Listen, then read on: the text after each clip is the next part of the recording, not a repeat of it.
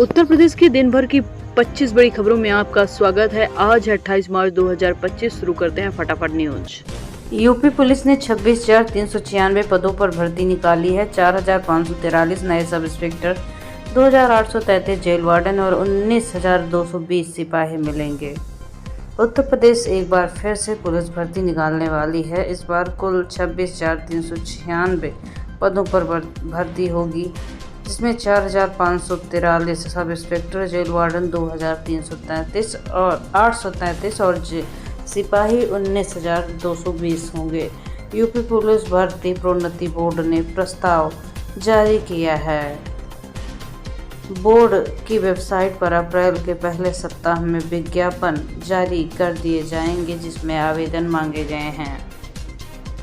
यदि आप इच्छुक हैं तो आने वाले टाइम में अप्लाई कर दीजिएगा। बोर्ड की परीक्षा के नियंत्रक ने बताया कि पुलिस महानिदेशक बोर्ड को उप निरीक्षक के 4,543 पदों पर और प्रस्ताव मिला है। इसमें उप निरीक्षक नागरिक पुलिस, महिला पुरुष 4,242, लखनऊ के 106 पद, प्लाटून कमांडर के लिए 135 पद और उप निरीक्षक प्लाटून कमांडर के लिए 60 पद हैं।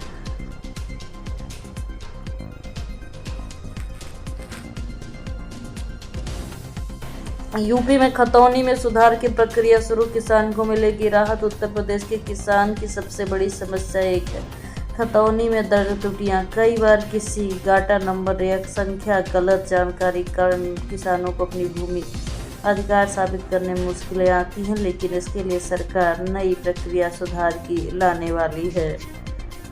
आजम खान से प्यार और जियाउर रहमान से बर्क पर वार, क्या संयोग है या योगी सरकार का प्रयोग है? संयोग है या फिर किसी तरीके का प्रयोग? संभल से पुलिस की एक टीम निकली, जो देर रात संभल के समाजवादी पार्टी सांसद जियाउर रहमान बर्क के दिल्ली वाले घर पहुंचकर नोटिस थमा देती है, और वहीं दूसरी तरफ आजम खान को प्यार बरसाया जा रहा है। यूपी सीएम योगी आदित्यनाथ का मां विंध्यवासिनी देवी मंदिर में दौरा लिया, दिल खोलकर दर्शन। उत्तर प्रदेश के मुख्यमंत्री योगी आदित्यनाथ ने मिर्जापुर में मां विंध्यवासिनी देवी का दौरा किया, जहां उन्होंने प्रार्थना की। इससे पहले गुरुवार को सीएम ने पिछले 8 वर्षों में अपनी सरकार की उपलब्धियों को दर्शाते हुए एक प्रदर्शनी में एक सार्वजनिक बैठक को संबोधित करते हुए आर्थिक विकास को चलाने में आस्था का महत्व पर प्रकाश डाला। मैं नहीं लड़ूंगा चुनाव, कोई और बनेगा मुख्यमंत्री, सीएम योगी के बयान में यूपी में बचा सियासी हड़कंप। उत्तर प्रदेश के मुख्यमंत्री योगी आदित्यनाथ ने एक पॉडकास्ट शो में कई बड़ी बातें बोली, जिसका वीडियो बुधवार को जारी हुआ है। इस पॉडकास्ट में सीएम योगी ने तीसरी बार यूपी के सीएम बनने पर जवाब दिया है। ना कुछ और चाहते हैं, लेकिन अखिलेश के गौशाला वाले बयान पर फायर हुए ब्रजभूषण सिंह, जो कहा सुन सपाइयों का दिमाग घूम गया। समाजवादी पार्टी के अध्यक्ष के दुर्गंध और गौशाला वाले बयान पर सियासी हलचल हुई। सपा प्रमुख अखिलेश यादव के बयान पर बीजेपी हमलावर है। इस पर बीजेपी के पूर्व सांसद ब्रजभूषण शरण ने प्रतिक्रिया दी है। अखिलेश के बयान पर प्रतिक्रिया देते हुए पूर्व सांसद ब्रजभूषण सिंह ने कहा है कि उनका बयान स्पष्ट नहीं है। सपा अखिलेश यादव के बयान पर बीजेपी नेता ब्रजभूषण सिंह ने कहा कि अखिलेश क्या कहना चाहते स्पष्ट नहीं है। दुर्गंध गाय से आती है, उसके गोबर से आती है, इसका बयान स्पष्ट नहीं है। मुझे लगता है वो कुछ कहना और चाहते थे और कहीं कुछ और गए। आउटसोर्स कर्मियों की भर्ती में अब नहीं चलेगा जुगाड़, योगी सरकार की तैयारी, इन लोगों को प्राथमिकता। यूपी में आउटसोर्स कर्मियों को रखने के नाम पर अब जुगाड़ नहीं चलेगा। मुख्यमंत्री योगी आदित्यनाथ आउटसोर्सिंग के माध्यम से होने वाली भर्तियों में गड़बड़ी और शोषण को रोकने के लिए निगम बनाने जा रहे हैं।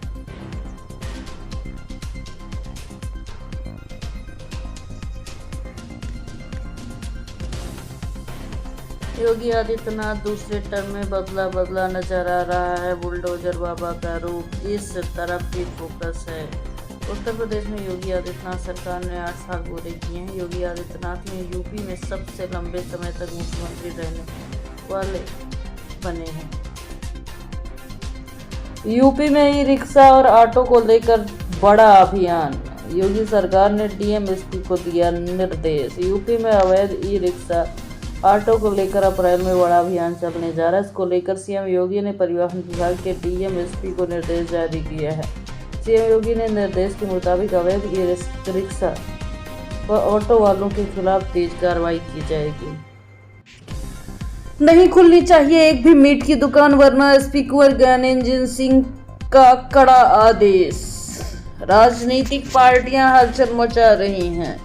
उत्तर प्रदेश के हापुड़ में योगी सरकार ने कपिल देव अग्रवाल के एक बयान से राजनीति और भी बढ़ गई है। मंत्री ने हापुड़ के पुलिस अधीक्षक एसपी कुंवर ज्ञानेंद्र सिंह को निर्देश दिया है कि नवरात्र के 9 दिनों तक एक भी मीट की दुकान नहीं खोल। लखनऊ में लगे योगी मुर्दाबाद के नारे करनी सेना के खिलाफ मैदान में उतरी सपा और पल्लवी पटेल, टांग कर ले गई पुलिस। संसद में सपा सांसद रामजीलाल सुमन की राणा सांगा पर टिप्पणी और बीते रोज करनी सेना का आगरा में आवास पर अटैक से सियासत उबाल मार रही है। समाजवादी पार्टी ने इस हमले में सरकार और पुलिस की सह बताई है। सपा सांसद के घर में हुए बवाल पर रामगोपाल यादव की योगी सरकार को खुली चुनौती। कहा, ईद के बाद समाजवादी पार्टी के राज्यसभा सांसद रामजीलाल सुमन के राणा सांगा को लेकर देने वाले बयान पर जमकर हंगामा हुआ है। बवाल होने पर सपा सांसद रामजीलाल सुमन के आवास पर तोड़फोड़ और पथराव से और भी बवाल हो गया। यूपी में इस सीजन की पहली हीट वेव अलर्ट। प्रयागराज में पारा 41 डिग्री के पार। 10 दिन तक सताएगी गर्मी। यूपी में मौसम एक बार फिर से करवट ले रहा है। अचानक गर्मी बढ़ गई। इस सीजन में पहली बार गुरुवार को 14 दिनों में हीट वेव का अलर्ट जारी किया गया है। बुधवार को प्रयागराज, झांसी, हमीरपुर में पारा 40 डिग्री के पार पहुंच गया। लखनऊ में पल्लवी पटेल हिरासत में ली गई। लखनऊ में करणी सेना के विरोध में सरकार पर उतरी सपा कार्यकर्ताओं को टांग कर ले गई पुलिस। रामजीलाल सुमन के घर करणी सेना के हमले का विरोध राजधानी लखनऊ में हो रहा है। सपा कार्यकर्ताओं ने अटल चौक पर योगी सरकार के खिलाफ प्रदर्शन किया। मुर्दाबाद के नारे लगाए। इस दौरान उनकी पुलिस के साथ धक्का मुक्की भी हुई।